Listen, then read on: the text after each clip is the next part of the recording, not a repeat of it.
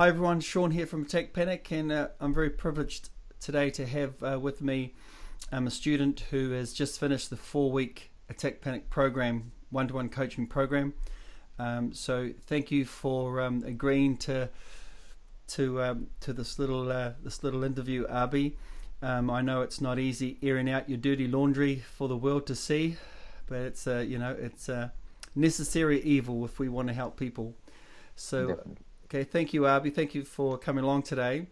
My pleasure. Can we just start by giving me a bit of your background? Tell me a little bit about your story and your own particular suffering. Okay, so at the moment I'm 33 years old. I live in California. So my suffering began when I was in my early 20s.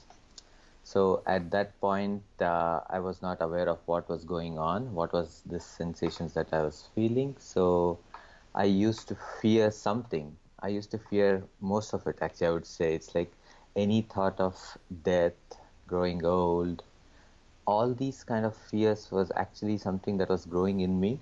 So every birthday I would actually fear something. It's like, oh, I'm getting older. So it was always a negative spirit inside me which was triggering some sort of negative energy, I would say.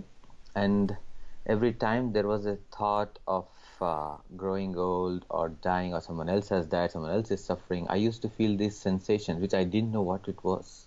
It was very scary at that time. It was a scary sensation which used to last for like 20, 30 seconds.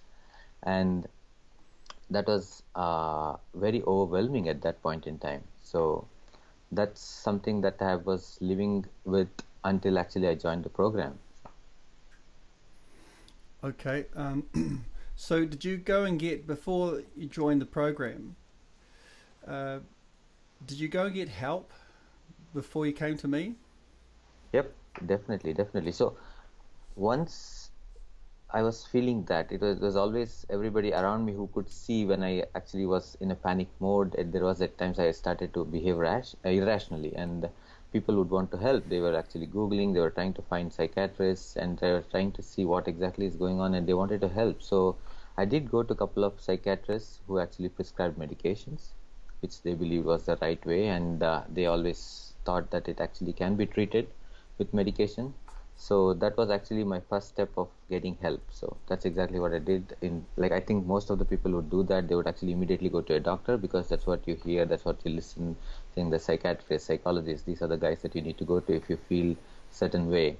So yeah, I did that. And they gave you medication. Yes, the first step was actually they gave me the medications, and it actually helped really well initially. It was fantastic. I just it in a couple of days the medicine took effect, and then I never felt what I was feeling. I felt like a new person. I was born again. I was no longer fearing. I was like facing the world the way I wanted to. But then again, slowly, what the way it works is that after a certain period of time, you start to go back to, I think, the same path, because that's a conditional thing that you would have done. And I started to feel the sensations again. And then when you go back to the doctor, it always comes back saying that, hey, okay, it's not working, then let me change the medication or let me increase the dosage. So that was the solution by the doctor. Medication is the ultimate avoidance strategy, and it works. It works. It works It initially. It definitely it, works. it Yes. makes you feel better. Unfortunately, medication won't make you better. Were there any other instructions about what to do about what you were going through, apart from just take a pill and see how you go? Or Just take a pill and just try not to think about those thoughts. Just try to distract yourself with whatever you can. So I used to find my triggers were the drinking water or any change of sensations in the body. Actually, I used to get this massive triggers with total doom of thoughts. So the solution was that don't think about it, distract yourself, and have medications. So that's the coping strategy. So I drink water, I listen to music before drinking water. So before the program, how did your suffering, and how did the anxiety and how it affected you, and your panic attacks, and your breathing, your fears of getting old and all that? How did that affect your life?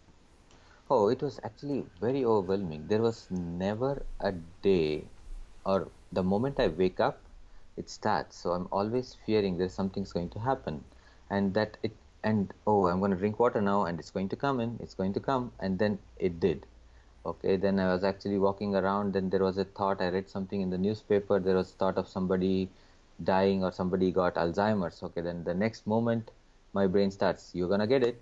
You're gonna get the same. What are you gonna do about it? And then the whole sensation just overwhelms. I Okay. could not do my work properly. I could not pay attention to the family. It's always I'm in a lost state because I'm just thinking about, okay, the next attack is going to come. The next attack is going to come. It's that was all I was thinking. So So would it be fair to say that it affected your daily function of absolutely. how you behave? Did it change your behaviour?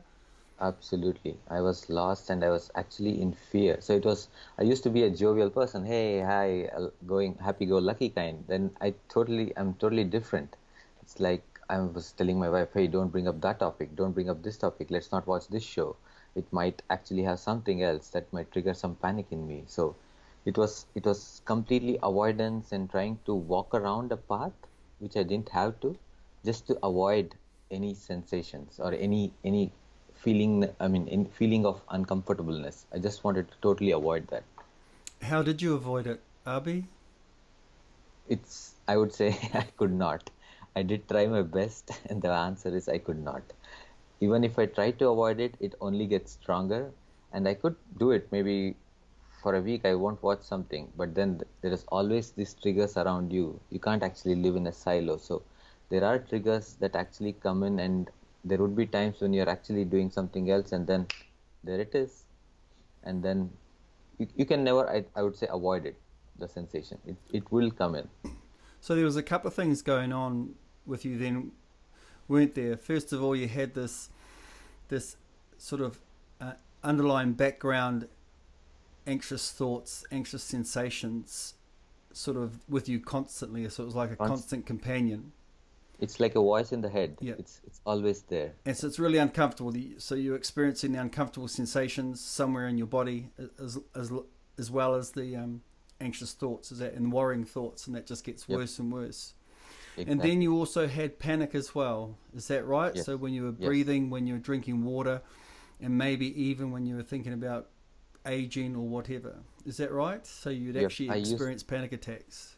Yes, it was an episode of like 20 seconds to 30 seconds where there was intense sensations all over my body, where I could feel that I was actually at some point I was in a very cold place in New Jersey, and it used to be minus outside, and I was outside, but still I could feel that I am in actually an oven. So I could feel that heat, or I don't know what that the medical term for that is. It's like the whole body could heat up and I could sweat Mm-hmm. even in that cold. Mm-hmm. That was looking back, it's actually funny now. So Yeah. Okay. And this went on for years, did it? where yep, it actually went on for more than 10 to 15 years, I would say. Okay. Um, so how did you find the attack panic program? So once the doctor told me that he has to increase the dosage, that's when I started to realize that this is not something that I want to do the rest of my life. So if it was just a 10 grams pill that I need to take every day, that's fine. Now it's going to 15. So where does it end? So that's when I started to look out in the internet, in Amazon, for different books to understand about anxiety and GAD and panic attacks. And I stumbled across your book, and I stumbled across how exactly you can beat panic without any medication. So that was actually the key for me. So that's where I found you, and then I reached out to you, and you were really kind enough to actually immediately respond. Probably it was just a day. I thought you would never do. I just simply tried Thought my it was a best. Okay. robot. Yeah. I thought, come on, he might not. And I just gave it a shot saying that let me try to reach out to him to see how actually I can make my life better. And then you responded, and then that was it. So you found my book. Your wife bought my book off Amazon. Right. You read the book, and that inspired you enough to to start taking action, which led to you reaching out um, Exactly. in an email, Yes. and I responded, and then as a result, you joined the 4-week program. Yes. Exactly. Okay, and how did it go? How did the Attack Panic program help you? I would say first thing is in a very, very good way. I'm proud to say that I don't suffer from the anxiety. I don't have that thought in my head or the voice in my head anymore. I don't actually have the sensations coming in because it helped me in two ways. One is to understand what's happening and made me realize the conscious attitude that I have is actually of resisting what's happening to me. I was always trying to actually change the feeling, the way I was feeling it. So that the main two words that actually started to change things for me was the self-love and acceptance from the program. Because everybody loves themselves, but they don't actually tell it to themselves. Mm-hmm. And acceptance, don't fight the current situation to change it to something else, just let it be. So that was actually a very big turning point for me, and making it realize it was never actually about the situation or the thought itself. They're just flowing in, coming in, going out, but it's actually the sensation that backs these thoughts was something that I used to fear. So the the main thing that I realized was that the only way around this anxiety, around this problem, was actually through facing it, and that's something. And the program gave me all the tools that I would need, because it's a mind game end of the day. The tools that I needed to actually face these sensations, to actually get the courage to face it and rewire my habitual pattern of thinking. That's something that the attack program really helped me. So, in the program, you were taught what you actually fear. Is Exactly. so you learned that it's not the situation that triggers whatever No, sensations you experience, however that it's manifested. It's not the thought that comes in, because we all have shitty thoughts. Everyone has them, but we just let them go, flow in and out. yes. Um, what you actually feared and what you fought and resisted that you For the weren't aware of sensation. was the sensations. Yes. The So feeling itself. Yeah. once you learnt to, you can ignore the thoughts. You can ignore this idea of breathing. You could ignore this idea of drinking water, and then went to the sensations and spoke with the sensations with a conscious attitude in the moment. Yes. You took the power of it away, because the sensations is a false alarm. Perfectly healthy and perfectly normal. If you're about to get run over by a car, that's when you need those sensations. But we've taught ourselves to be anxious, and we don't realize that what we're fighting and what we're running against and what we want to stop are those sensations. That's what you learned, isn't it? Exactly. Exactly. That's the key. And Because when you stop fighting, when you stop running from those sensations, you drop the fear and the resistance. And once you consciously choose not to run or hide, once you walk into the sensations, you're sending a different message to the exactly subconscious, and as a result, the sensations turn off. The panic button turns off. turns off. It was just immediate. The very first time I tried it with that conscious attitude to just let it flow, it was just whoosh, it's gone. And I used to be like, what? What exactly happened here? And that's How's something that that's so, possible? yes, it's like it's been so many years and this Mm-hmm. just happened in like 5 seconds. Just Mm-hmm. it's all over. And that was actually an amazing realization and amazing feeling. So, So you have the power right now. Your yep, conscious choice making ability, how you interpret these horrible but harmless sensations, this determines whether they spiral out of control or whether they exactly, just fizzle out like every other sensation. So the biggest yes, learning, isn't it, is that you've got the control, the present moment conscious choice that you can make. yes. Um, And that feels so simple, but that's so powerful. But that's something that I never realized for so many years. what were the biggest lessons or the truths that you learnt about your own suffering? The biggest truth is it's actually just the sensations. There is nothing more to it, and they are just harmless. This is something that has to happen if I'm just jumping off a plane or something, but it should not happen when I'm watching a movie. It should not happen when I'm actually drinking water. Everybody around me is drinking water. Why am I actually the one who's actually feeling this sensation? Why am I fearing water? I never used to fear this. There's something wrong. So the whole idea of fearing the sensation and not the situation, that was something that helped me to understand, overcome this anxiety and this panic attack, disempowering the panic attack. So that's something that really made the situation better to now start focusing on actually, you sell in the program, digging in the right place, to actually start being this non-anxious person, to train my brain this non-anxious attitude. So that was one of the biggest learnings that I had. So that's a real good lesson, that you can just stop, observe, Just, and think, okay, well, no one else is dying drinking water. yes, definitely. So, given your new learning, what were you doing wrong all these years before you joined the program? So the main thing is actually conscious attitude, I would say, and the fear of these sensations. So I would say that's the main thing, where you actually start fearing it and try to avoid it. I would never actually have learned about this acceptance, which is the key to actually understand and let it be. I would always fight it. I would always fight the sensation, saying that, okay, I don't want this, I don't want this, I want something else, I want something else, give me something else. So it was always this. So that's the biggest learning. So accepting and rewiring the brain and the conscious attitude towards these sensations, that's, I think, was the main learning. So Because, it's perfectly understandable, isn't it, that you think running, you think fighting, you think avoiding is going to keep you safe, because it does. In the moment, it does. Because, as long as you avoid it, it's going to be fine. But the problem is, over the years, over time, it grows. everything becomes something that you need to avoid, because you've let this bad behavior get out of control. But this whole acceptance and gratitude, I go back to it, is just all about letting go and completely being fearless and non-resistant. The minute my saying is, when you stop running from fear, fear stops running you. Yes. And it completely turns off the button, because the subconscious is just listening to your conscious commands at the time. And if you're running, if you're avoiding, if you're just trying to do everything you can to make something stop, well, it's you're asking for trouble.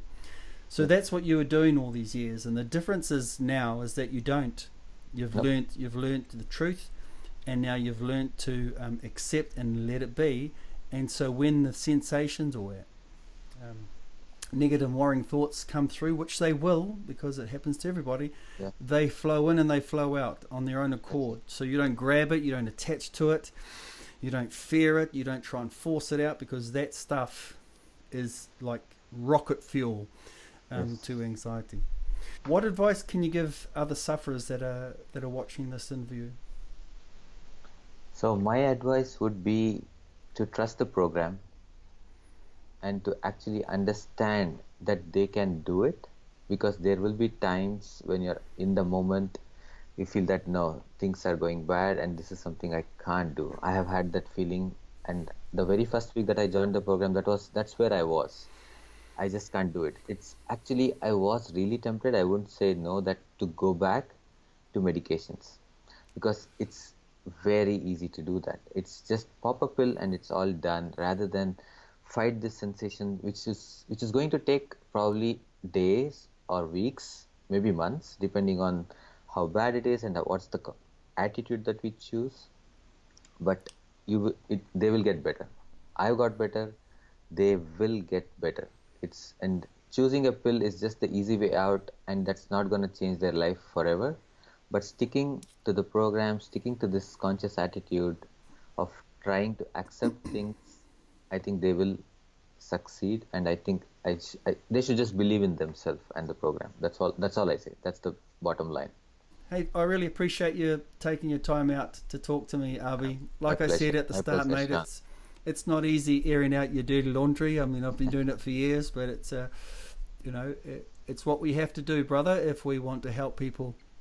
Yes, we definitely want to, Sean. Yes. Awesome. Thank you so much. Yeah, thank you so much, Sean. Thank you.